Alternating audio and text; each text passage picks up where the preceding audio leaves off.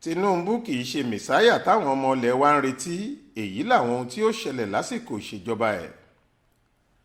Pásítọ̀ ìjọ The Second Coming of Christ Ministry èyí tó fìkàlẹ̀ sílùú Àkúrẹ́, olùṣọ́ àgùntàn Adéwálé Gíwá ti ní ààrẹ tí wọ́n ṣẹ̀ṣẹ̀ dìbò yàn Bọ́lá Ahmed Tinubu kì í ṣe olùgbàlà táwọn èèyàn ń retí, nítorí kì í ṣòun ni Ọlọ́run fẹ́ lò láti yanjú àwọn òkè ìṣòro tó ń kojú Nàìjíríà.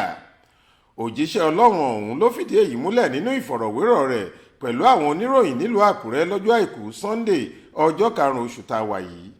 Gíwá nínú ọ̀rọ̀ rẹ̀ rọ Tinubu àtàwọn alátìlẹyìn rẹ̀ kí wọ́n má ti yọ̀ láyọ̀ jù, nítorí kò sí àní-àní pé gómìnà ìpínlẹ̀ Èkó tẹ́lẹ̀ rí ọ̀hún yóò padà já ìrètí àwọn aráàlú kulẹ̀ tó bá ṣèèṣì gba ìkú idà ìṣàkóso gẹ́gẹ́ bí ààrẹ.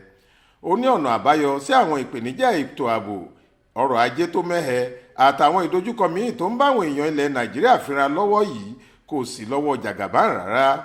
Òjíṣẹ́ Ọlọ́run ọ̀hún ní ṣe ni Tinubu yóò kúkú fọ́ gbogbo rẹ̀ lójú pọ̀, tí kò sì ní sóhun táwọn èèyàn yóò máa pè ní orílẹ̀-èdè Nàìjíríà mọ́ tí wọ́n bá fi lè búra wọlé fún un gẹ́gẹ́ bí ààrẹ lẹ́yìn tí ààrẹ Muhammadu Buhari bá ti parí sáà ọdún 7 rẹ̀ lórí àlééfà.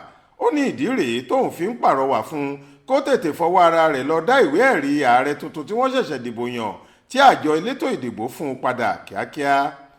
Ní ìtẹ̀síwájú nínú ọ̀rọ̀ rẹ̀, Gíwá ṣàkàwé Tinubu gẹ́gẹ́ bí Abimeleki inú Bíbélì, ìyẹn ọmọ Gídíọ́nì nínú ìwé àwọn onídàájọ́ orí 9, ẹni tó fi tipátipá fi ara rẹ̀ jọba ní Ṣékémù lẹ́yìn tó ti kọ́kọ́ pa 70 nínú àwọn ọmọ bàbá rẹ̀. Ó ní ó jọba òun lóòótọ́ ní ìbámu pẹ̀lú ìfẹ́ inú rẹ̀, ṣùgbọ́n kò sí àlàáfíà àti ìfọ̀kànbalẹ̀ bó ti wù kó kéré mọ́ fáwọn aráàlú láàrin ọdún 3 tó fi jọba. Olùṣọ́ àgùntàn Gíwá ní ó dá òun lójú tó àdá pé Ahmed Tinubu kì í ṣe Mesaya tàbí ìdáhùn sí àdúrà ìṣèjọba rere táwọn aráàlú ń retí. Ó ní kò sí àyípadà àsírere kan tí yóò ti inú ìṣèjọba rẹ̀ jáde, bẹ́ẹ̀ ni kò sí nínú ètò rẹ̀ láti dá àwọn ọmọ Nàìjíríà padà sọ́dọ̀ Ọlọ́run. Ó ní káwọn èèyàn orílẹ̀-èdè yìí máa retí ìjà ẹ̀sìn, ẹlẹ́yàmẹ̀yà àtàwọn ìgbésẹ̀ tó léwu míì tí àìṣòdodo tó wáyé lásìkò ètò ìdìbò ààrẹ tó kọjá bá lè fẹsẹ̀ múlẹ̀, nítorí ohun tó léwu púpọ̀ ni láti yí ìfẹ́ ọkàn ọ̀pọ̀ àwọn aráàlú padà gẹ́gẹ́ bó ṣe wí.